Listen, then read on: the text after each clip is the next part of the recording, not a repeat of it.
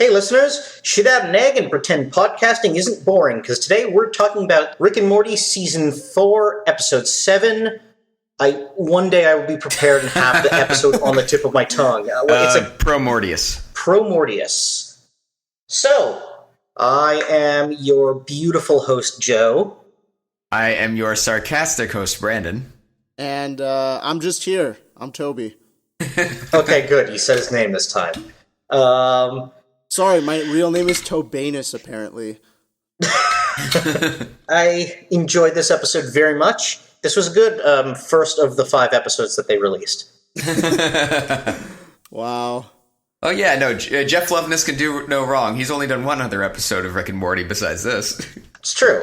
I thought it was 0. No, Claw and Hoarder's good. Well, depends if you ask Dan. Claw and Hoarders is the worst episode of the season so far. Also, Dan said in his, I don't know if he was fucking with me or not. Nope, he said that he liked last week's episode. Correct. Is he fired? He's mixing our audio for nothing, so no. But at the same time, ladies and gentlemen, don't patronize the guy's music hands. or help his career in any way. I'm not going to tell you his last name. Just anybody named Dan who's doing audio stuff, don't patronize them. Gotta be careful, Joseph. It's not like I could invent what I tell you is a time travel machine just to make you learn your lesson that involves vats of acid somehow, or anything like that. Or make your voice sound super funny. What did y'all think of this episode? Compared to last week's episode, which wasn't, what one would call a, quote, story, I really enjoyed this one and felt like, as I was watching it, was like, okay, cool, we're back. I am trying to contextualize it outside of last week's episode with just, like, all Rick and Morty episodes, so I have some thoughts, which I think I'll get into as we go on in the episode, but overall, yes, I enjoyed it. Yes, I was laughing. I was watching a Rick and Morty episode. All right, Toby. I liked it. I thought that it was, the story was pretty good. I felt like it might not have lived up story-wise to, like, original Rick and Morty, like, seasons 1, 2, and most of 3. But it was a very funny episode. The story was still pretty good. There were a lot of jokes that in classic Rick and Morty fashion made you laugh and also yell, "What the fuck?" Yeah, let's just throw a couple out there, such as, man, this is fun, let's keep destroying things, and then they approach Two towers, go very silent from it. Honestly, at first, I didn't get it. I didn't either. It took me a second. I'm like, why, what's so special about this? Oh. Yeah, I the joke didn't land until after they were flying away, and I was like, okay. Yeah, no, as soon as Rick's like, no, that would be low-hanging fruit, I'm like, oh, okay, it's that's like, what they're doing. Well, it's the literal thought process of, what's low-hanging about two towers? Oh. My favorite part about that joke is that you just know in the writer's room, someone was like, yeah, like, what if they destroy the Twin Towers? And then we're like, nah, that's low-hanging fruit. And then everyone laughed, and someone, like, got all serious, like, that shit's going in. I also just love them explaining it to Beth, like, yeah, we were going to 9/11 them, but instead we Pearl Harbored them. Why were either of those an option? and Jerry going, well, I'm sorry I didn't 9/11 Pearl Harbor before breakfast. Yes, and of course, Toby, please say your favorite joke of the episode to confirm what I'm pretty sure is your favorite joke of the episode. I mean, I think I know what you want me to say. Is it them almost dying by shitting eggs at the end and then farting? They didn't fart, they literally shit on the floor. Oh, I guess you're right. That actually, this might come as a shock, but I wasn't a huge fan of that joke just because... Really? Well, I mean, it was funny, but I didn't laugh because I saw it coming like a mile away. No, so did I. I absolutely saw it coming. For context for the audience, Toby not being enamored with a shit joke is like if Scooby-Doo got offered a plate of Scooby snacks and was just like, maybe later. I'm not really feeling them right now. You came up with a better metaphor than I did. Mine is as off-kilter as Hitler falling in love with a Jew. But I'm very surprised. I saw it coming a mile away too, but it was still very funny. I liked Beth's reaction, like, Beth, say goodbye to your son, he's dying. And she's like, oh, you told me you'd keep me in the loop. Something I didn't realize about that joke until, like, basically just now when I was just browsing the reviews. The joke that he makes in the middle of that of just like, we're going out, Morty, full circle from the pilot. That's because in the pilot, they literally have to shove seeds up their ass. Yeah, no, I got that on my second watch. Now they're hatching eggs and dying. Okay, that's pretty funny. I actually didn't pick up on that. I wasn't sure what he meant. I did not catch that. I guess what made me not like the joke... I liked it, but I wasn't... I didn't like it as much as you might expect. So one of my favorite jokes of all time in Rick and Morty is the fart joke at the end of the episode... the end of the fart episode. Yeah, the fart episode. Season 3, episode 2, I believe. They call the sentient telepathic cloud fart. And it's either season 3 or season 2, episode 2. And I really like the joke at the end of that episode because they sold it so well. Like, yeah, Rick's about to literally open a portal and millions of those beings would come and like cleanse the universe of all carbon life. So it was like a really terrifying prospect, and then it just ends with him farting. I can't believe I'm putting this much thought into a fucking fart joke. But No. You are correct. It is a very high concept fart joke. It just felt like as soon as they started that bit, I was like, oh, I've seen this before. Like, this is basically the same joke. Yeah, no. It's absolutely and so fair much of that say. joke was amazing because of the surprise of it, and this one just didn't have that for me. So, if I may analyze the joke. That joke... Analyze the joke, if you will. That joke that Toby's talking about I completely agree, is absolutely brilliant.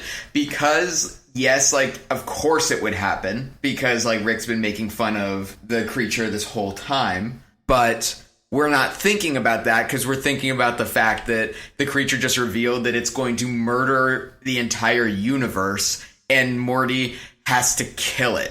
This huge emotional, like, gut punch of a scene distracts us that we completely forget that, of course, Rick is going to make a fart joke about this thing.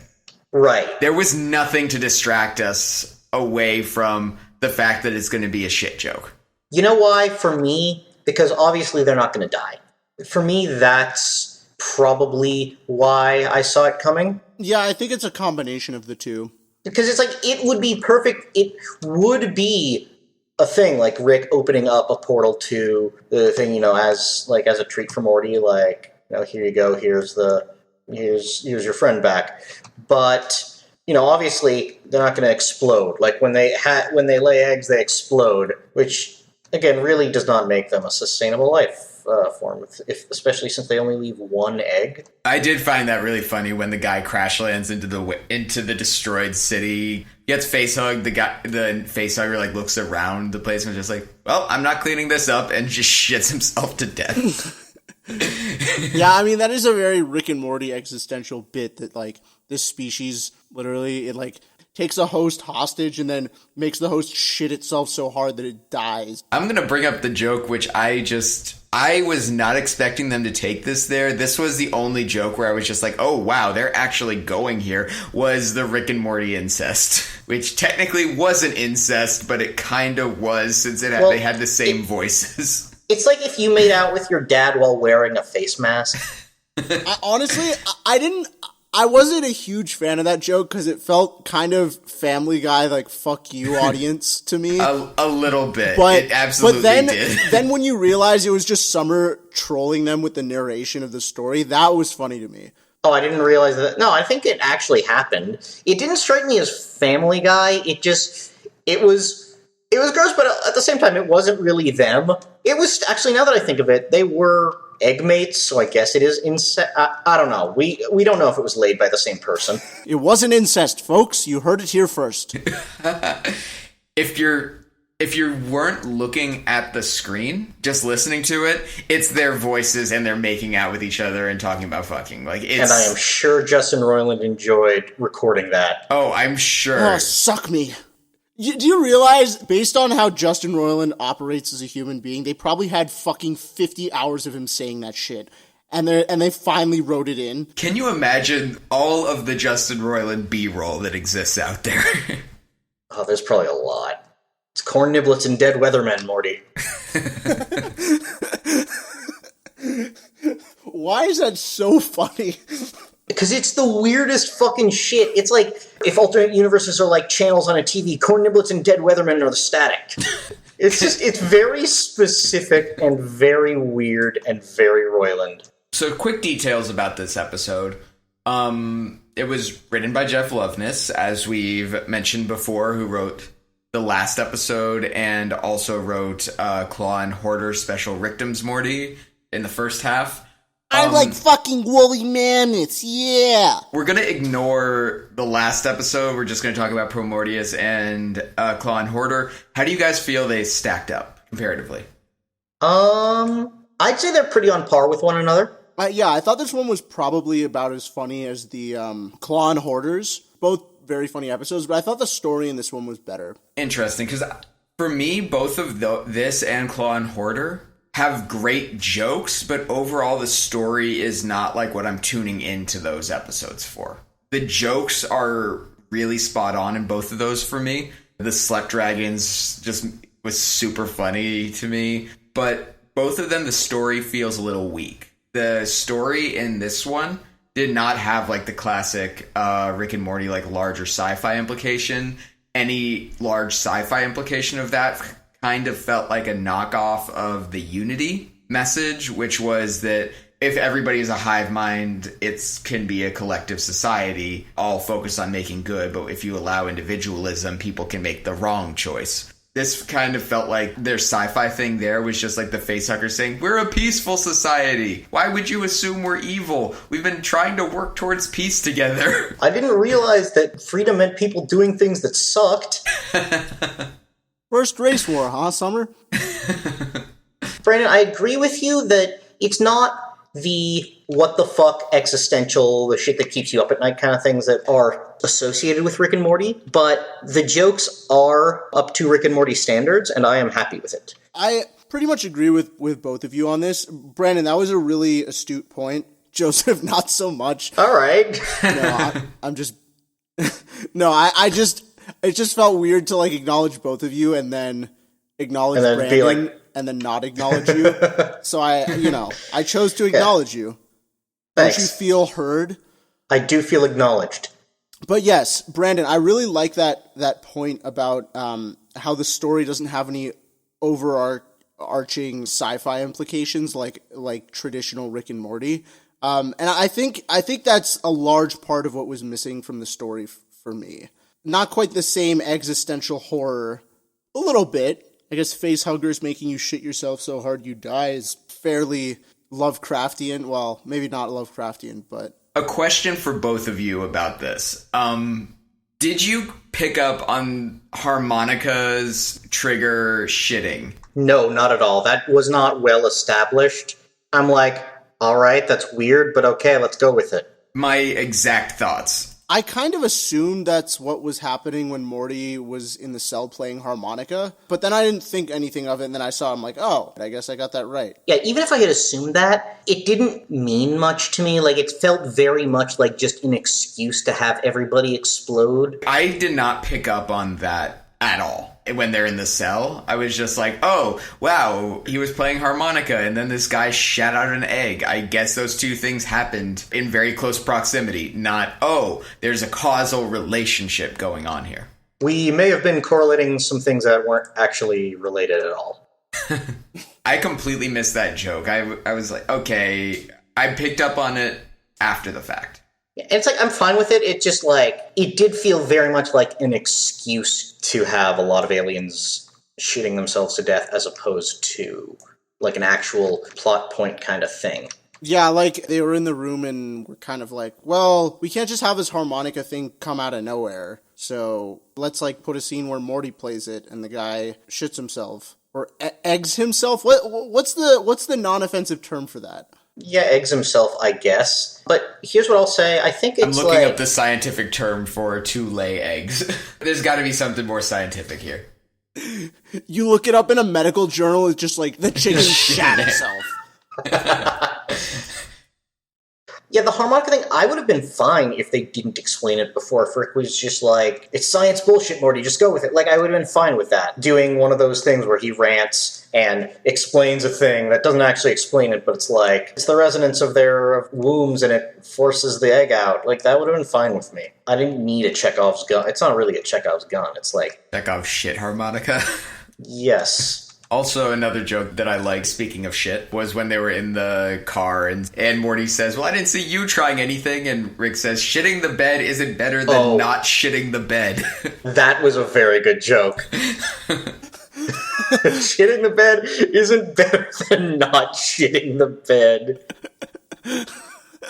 Yeah.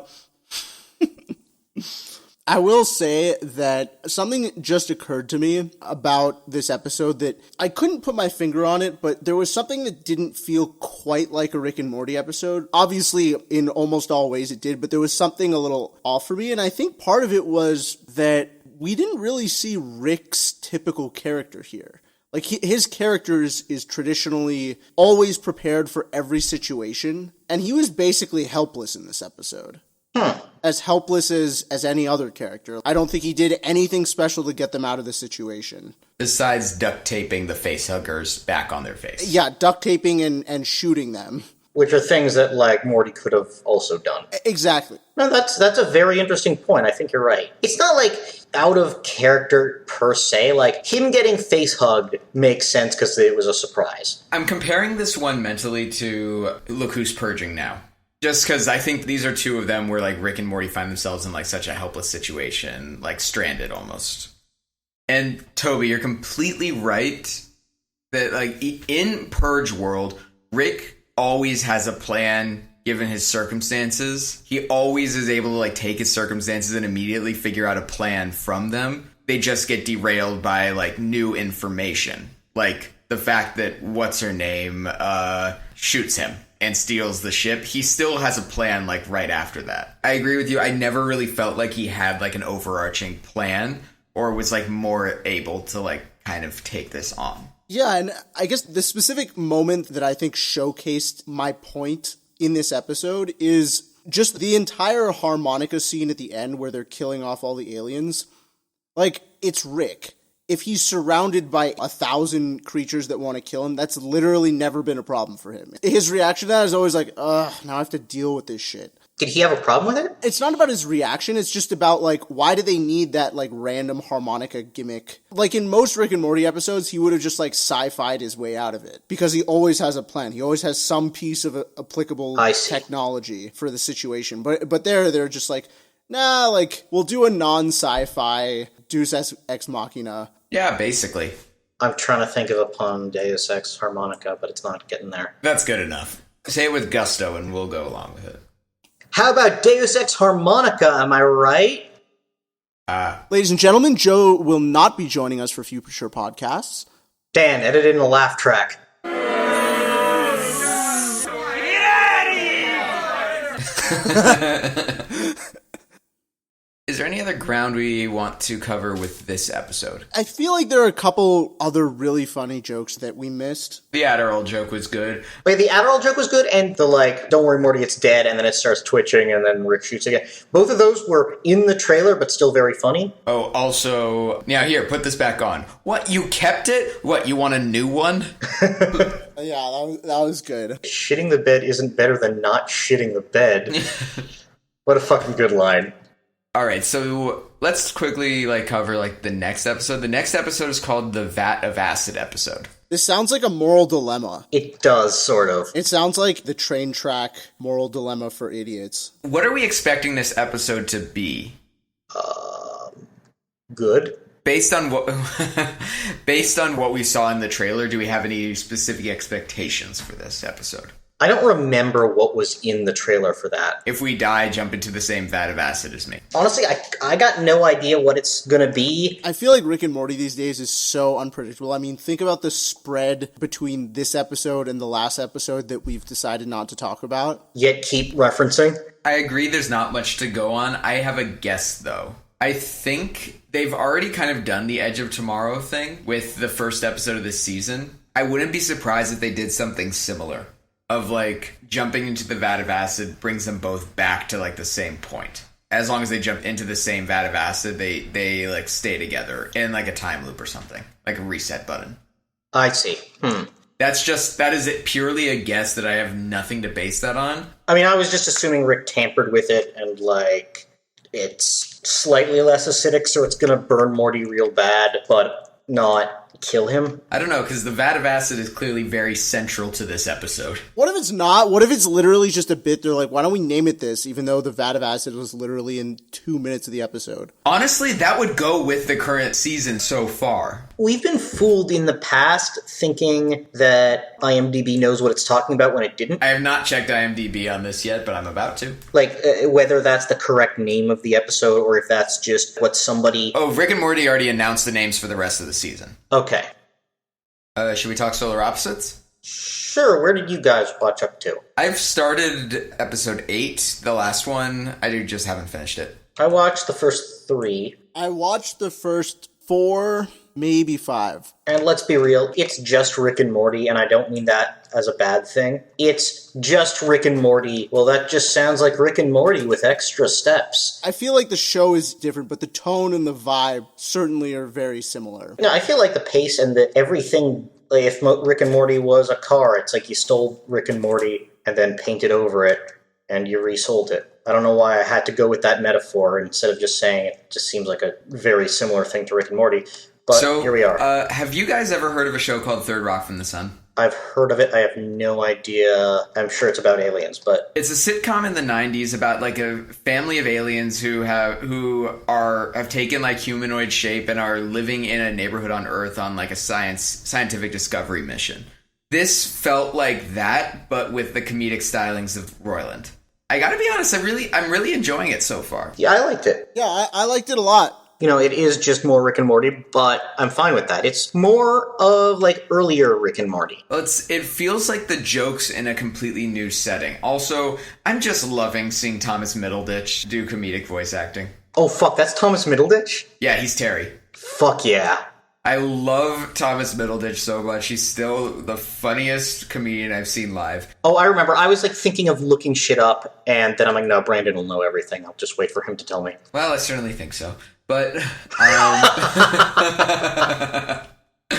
but yes, I'm really enjoying Thomas Middleditch, and I like how these new characters bounce off of each other. It's not the same dynamic as Rick and Morty. It is very much like a new dynamic, and I'm enjoying these new characters that they're working with. Also, at the points that you guys have gotten to in the episode, have you, like, kind of gone into, like, the menagerie and the wall of, like, all, like, the miniature people? Yes. Oh, yeah, that was one thing I wanted to say. I like the continuity that they have.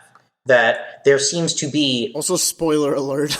Yeah, it's introduced in, like, the first episode, so it's part of it. But I do like that there is a degree of continuity. It is still very story of the week, but, you know, there seems to be a running thing with people who've been put into the menagerie, and they are acting as B or C stories sometimes. I'm enjoying it a lot. It's great for a B story that you can, like, regularly go back to, but also I do think it's going to interesting places. Absolutely. I'm curious where that's going to go. Real quick, who's who? Who plays the kid characters who I've mentally nicknamed Bart and Lisa, because I don't remember their names? No, that makes perfect sense.